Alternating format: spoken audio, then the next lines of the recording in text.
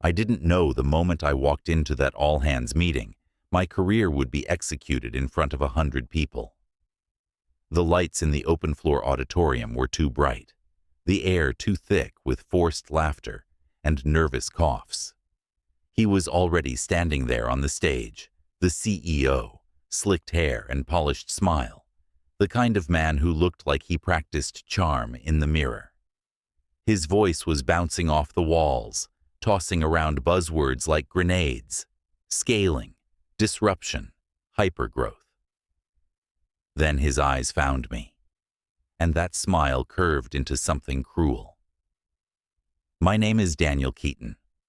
I'm 45 years old, and until that morning, I was Senior Vice President of Client Development at Nimbus Analytics. 12 years I gave that company. 12 years building its entire client roster from the ground up. I was the guy who picked up the phone at midnight to reassure a shaky investor, who flew cross-country to calm an angry account, who turned handshakes into contracts when there wasn't even a product worth showing yet. Nimbus wasn't a unicorn until I dragged it out of the mud, brick by brick, deal by deal. And yet, that day, I was nothing more than the setup to his punchline. Dinosaurs don't belong in unicorn companies. He said it with the kind of casual arrogance that only comes when you've never been tested. The laughter started in the front row, trickled back like a ripple in dirty water. I heard a few uncomfortable coughs, but most people smiled, even if they didn't want to. No one wants to be the one caught not laughing at the boss's joke. My chest tightened, but I didn't flinch. Military calm, that's what I called it. Years ago, before suits and quarterly reviews, I learned what it meant to keep your breathing steady when chaos was all around. This wasn't gunfire, but humiliation has its own sharp sting. I sat there, hands folded, until he moved on, pretending I was invisible.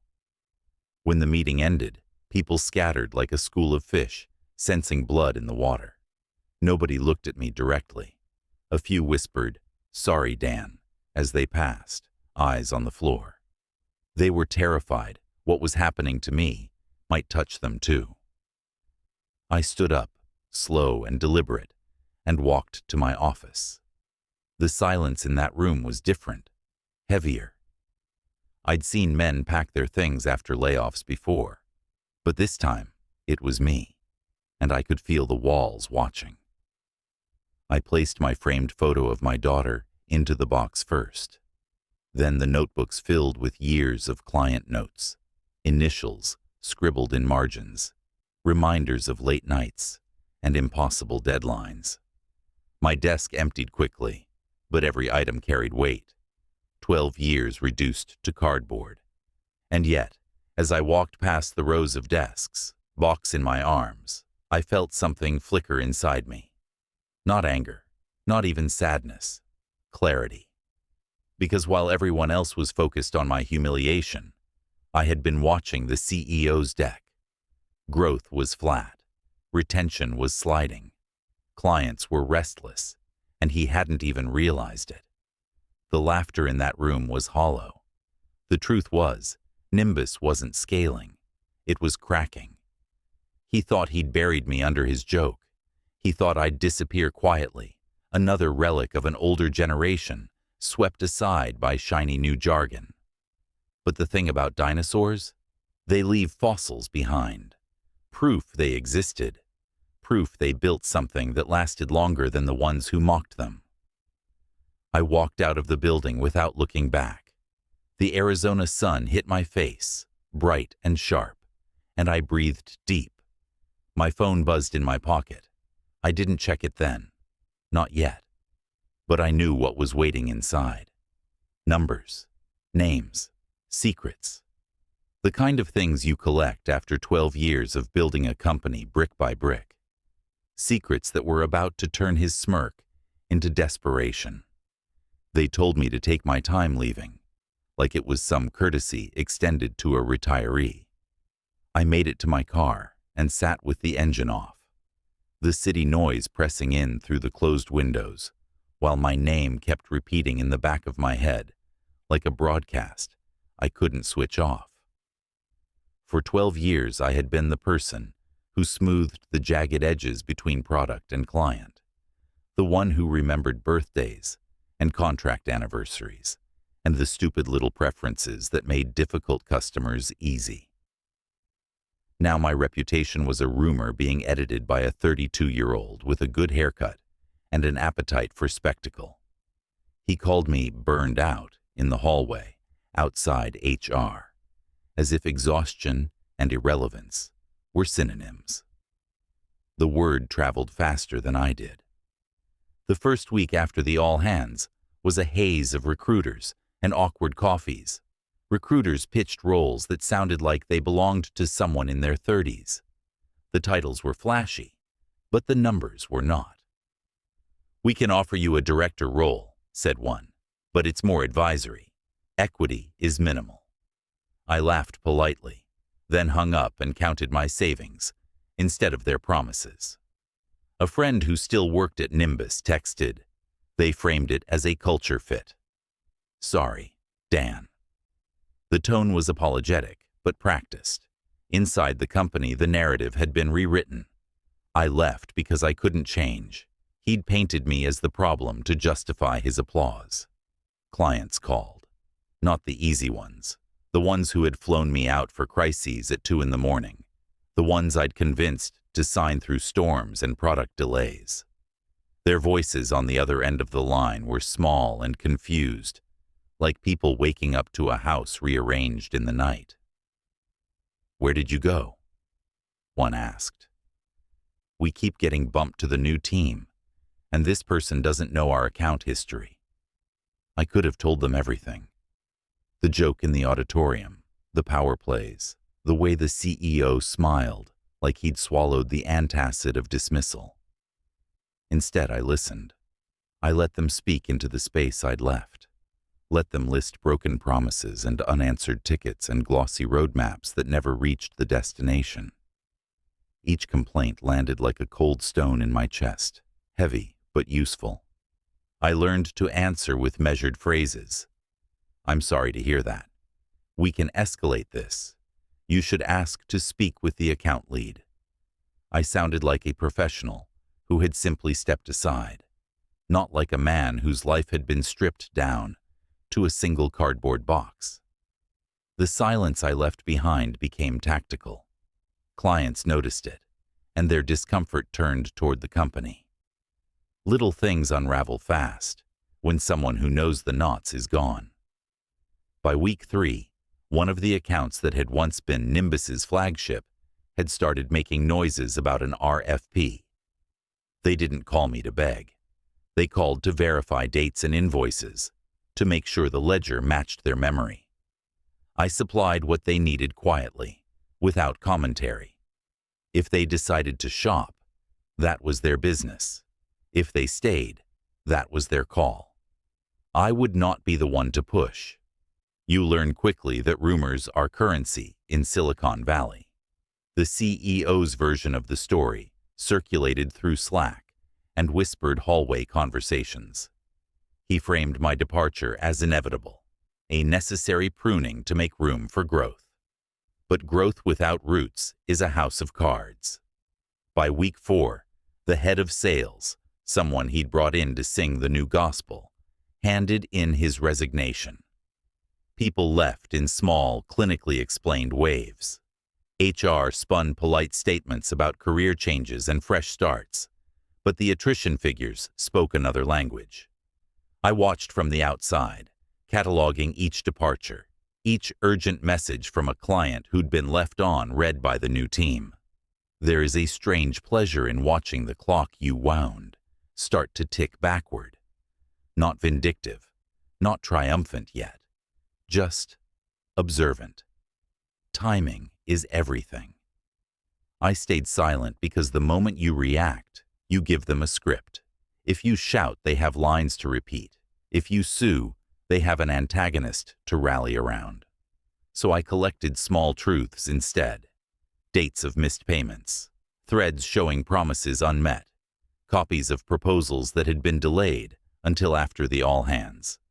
I saved voicemails, one from a CTO at a mid-size bank who said, "We've been bounced around for months. Whoever's running your client ops needs to go." I saved that one because of the cadence in his voice, the way resignation had hardened into decision. Each file was ammunition, but ammunition needs a plan. I wasn't firing yet. I let the pressure build like a locked chamber. The more they tried to pretend nothing was wrong, the more obvious the fractures became. The silence around me was no longer exile. It was preparation. I was halfway through a burnt espresso when my phone buzzed against the wooden table and the screen lit up with his number. For weeks, I'd let it go to voicemail. Petty, maybe, but purposeful. I thumbed it open between sips and listened. His voice came through thin and hurried, the practiced calm cracked by something like fear. "Dan, we should talk. I think we misunderstood each other." He said the last 3 words like he was offering a lifeline and praying it wouldn't snap. I rewound the message twice, not because I doubted the words, but because I wanted to hear the tremor underneath them. The sound of a man realizing the scaffolding he'd built on bravado had missing bolts. The coffee shop hummed around me, laptops, a barista calling out names, the hiss of steam. But the room narrowed to that brittle voicemail. It hit me like a physical thing, the beginning of his unraveling. For 12 years, I'd built relationships that didn't live on pitch decks or product demos. They lived in late-night calls, in rushed charter flights to ease an anxious CIO, in the weird, tender rituals of corporate trust. That trust doesn't move with a headcount change or an equity grant. You can't transfer it with a contract signature. Loyalty is slow-growing and deep-rooted. He'd tried to transplant those roots with a press release and a smiling photo. Now the roots were rotting out from under him. The first 2 clients I'd held through unreleased versions and buggy rollouts started asking for meetings with me specifically. "We've been reassigned to someone who doesn't know our use case," a purchasing director said. "Is there any chance you can help walk us through the migration plan?" She didn't beg. She asked like someone who already knew the answer and wanted confirmation. I gave it. Not overtly. No dramatic rescue, no flaming emails. I provided dates, flagged invoices, forwarded old implementation notes I'd kept, because I always kept everything. My inbox filled with short, urgent notes. "Can you confirm this? We need an escalation path." Each one was a small fissure in his story. At night, the messages multiplied. One voicemail was longer, almost pleading. "Look, maybe we overreacted. Could we discuss a consulting role? You know you could help us transition consulting." The word landed like the same insult he'd thrown at me in front of everyone. "Go consult, old man." But now it came coded in desperation. He wanted me to be a patch, to stitch together the mess they'd made. He wanted the expertise he'd dismissed for free, or a fraction of its worth. I did not call back. My silence was a negotiable asset. Every unanswered ping added pressure. Every ignored plea turned his panic into evidence. I started keeping a quiet ledger on my laptop, a private file with names and dates and the tone of each client interaction. It was methodical, almost surgical. The account that threatened an RFP, the CTO who stopped attending roadmap meetings, the head of integrations who'd emailed at 2 a.m. to say the new team wasn't following escalation protocols. Each entry read like a patient chart with symptoms worsening over time. The difference was this patient could kill a company, not a person. Watching it unfold without intervening felt wrong and righteous at once. I wasn't gloating. I was cataloging the anatomy of a collapse. People started leaving, quietly at first, then in small, notable waves. The head of sales, the one paraded at the all-hands, as proof they'd modernized, tendered his resignation, with a polite note about pursuing other opportunities. When you stand outside a falling building and watch two of its support beams walk away, you don't cheer. You check your watch. Timing matters. I could have struck then, could have stepped forward with accusations or lawsuits, but reaction feeds narratives and gives opponents oxygen. I wanted him to suffocate on his own. The city went on, oblivious to the corporate implosion tracked on my little ledger. At home, I replayed voicemails sometimes, just to hear him lose his carefully curated composure. The more he reached, the more frantic his cadence, the more obvious that his plan had been shoddy scaffolding. I felt a strange calm, watching him unravel, the same calm I'd kept when wiring a fragile client relationship through a product outage. I knew his panic would compound. I knew the clients I'd held would remember who showed up when it mattered. I knew that silence could be its own weapon, heavy and patient and inexorable. I didn't answer his calls. I didn't return his emails. I let the line go dead between us and watched him scramble in the bright light he'd chosen to perform in. He was drowning in his own PR. And I stayed on the surface, breathing slow, waiting. I won't surface yet. Not until he drowns. By the time week 6 rolled around, the rumors had started to sound like artillery across a valley. Distant at first, then unmistakably real. I heard through a former colleague that investors were scheduling extra calls, that someone on the board had bluntly asked why churn was spiking while the company touted transformative growth. That kind of scrutiny changes atmospheres. Air that had once smelled of optimism in the office now tasted like reheated fear. My phone started lighting up with names I hadn't seen in months, people who normally communicated through account managers and legal teams. They were calling me directly, not to yell, not to plead, to ask quietly if there was any chance I could help them find a better partner. The word help was a soft admission that the shiny plan the CEO had sold them had teeth, but no backbone. I set the stage slowly, like a surgeon preparing an operating room. I met people in corners that felt safe, coffee shops with low music, a quiet bar after work, a park bench away from prying ears. I didn't pitch. No salespeople in me anymore.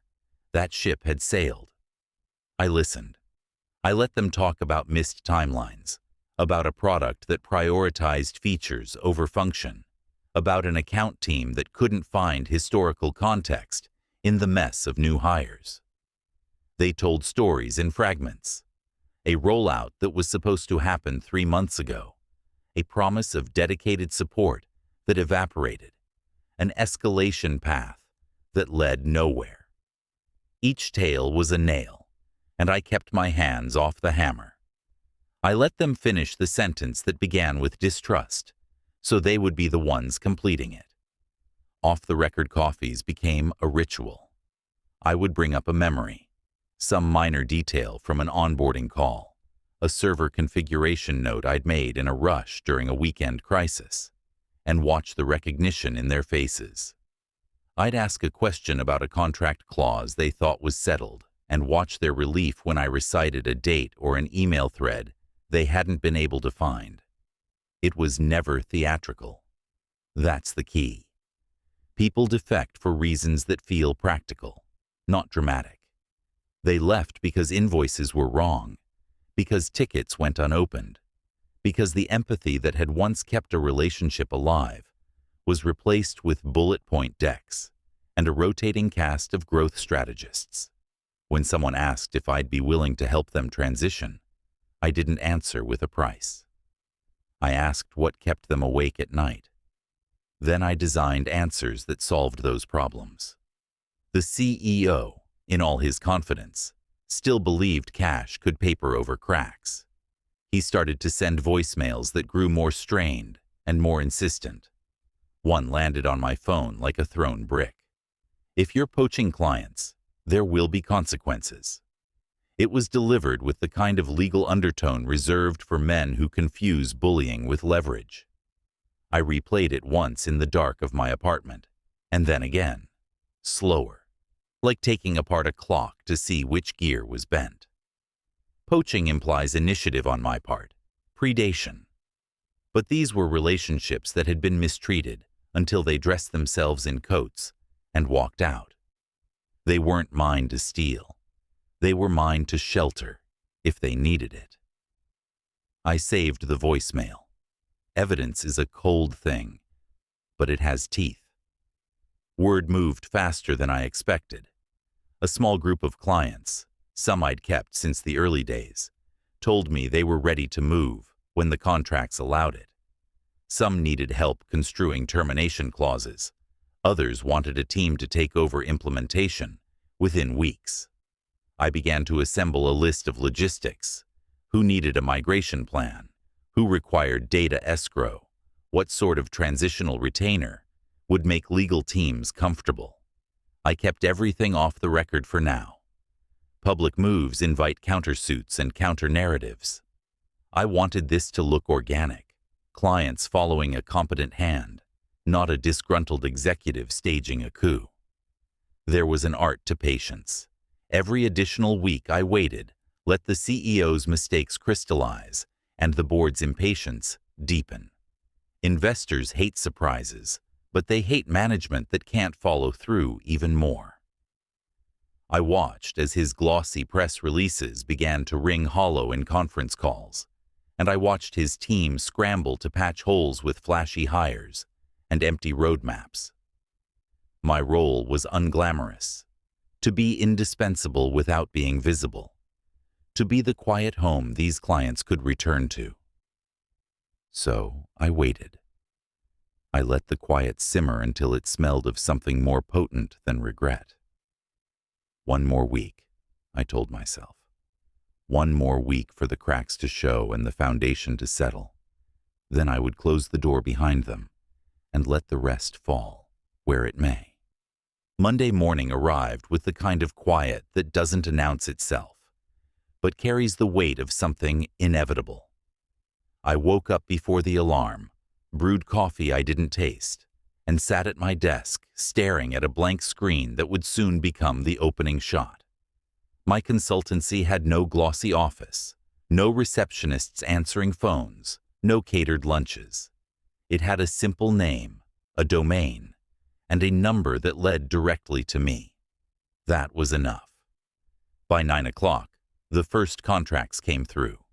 Clients who had whispered doubts over coffee, who had aired grievances in cautious tones, now sent signatures with relief attached.